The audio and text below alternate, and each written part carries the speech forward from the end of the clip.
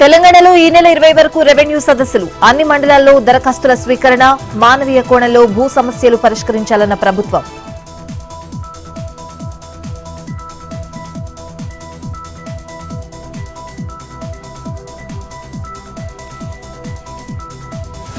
హైదరాబాద్ లో echo town, Japan కంపెనీలతో తెలంగాణ ప్రభుత్వం ఒప్పందం. మూసీ పునరుజ్జీవనంపై రేవంత్ రెడ్డి ఫోకస్, యువతకు నైపుణ్యం కల్పించడమే ధ్యేయమన్న సీఎం.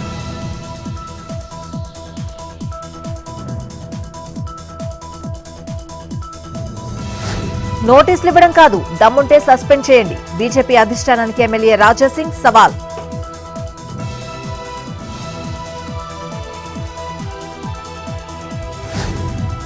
నాస్కాం ప్రతినిధుల బృందంతో సీఎం చంద్రబాబు సమావేశం. ఏపీని ప్రపంచ టెక్ హబ్ గా నిలబెట్టేందుకు కృషి చేస్తున్నామన్న సీఎం.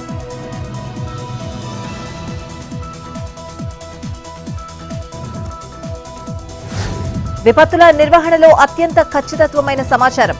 షార్ ఆర్టీజీఎస్ మధ్య ఒప్పందం. 42కు పైగా యాప్లకు సేవలు.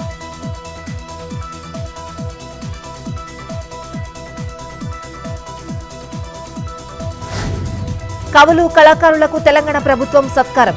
₹1 కోటి నగదు అందజేసిన సీఎం రేవంత్ రెడ్డి.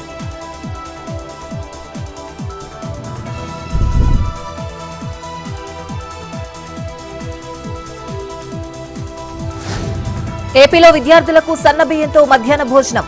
జూన్ 12 నుంచి స్కూల్స్, హాస్టల్స్ లో అమలు చేస్తామన్న మంత్రి నాదెండ్ల.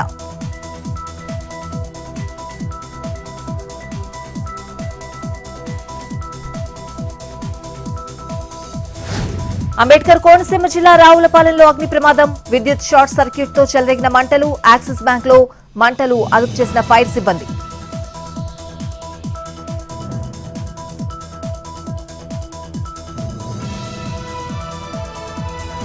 కామారెడ్డి జిల్లా సోమార్పేటలో విషాదం. నిజాం సాగర్ బ్యాక్ వాటర్ లో ఈతకు వెళ్లి 3 యువకులు గల్లంతు.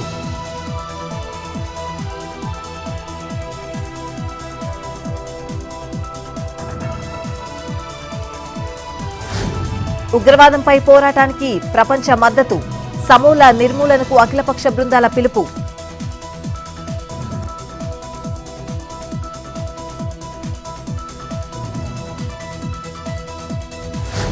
ఈజిప్ట్లోని ఉభయ సభల సభ్యులతో సుప్రియా సులే బృందం భేటీ. భారత్కు సెనెట్ మద్దతు. వ్యూహాత్మక భాగస్వామ్య ప్రాధాన్యాన్ని గుర్తు చేసుకున్న ఇరు దేశాలు.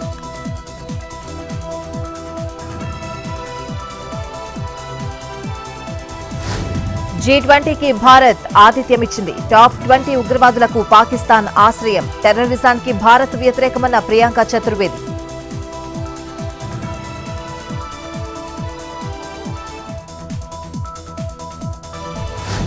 తెలంగాణ రాజ్భవన్లో తేనీటి విందు. సీఎం రేవంత్ రెడ్డి మంత్రులతో పాటు హాజరైన మిస్ వరల్డ్ 2025 సుజాత.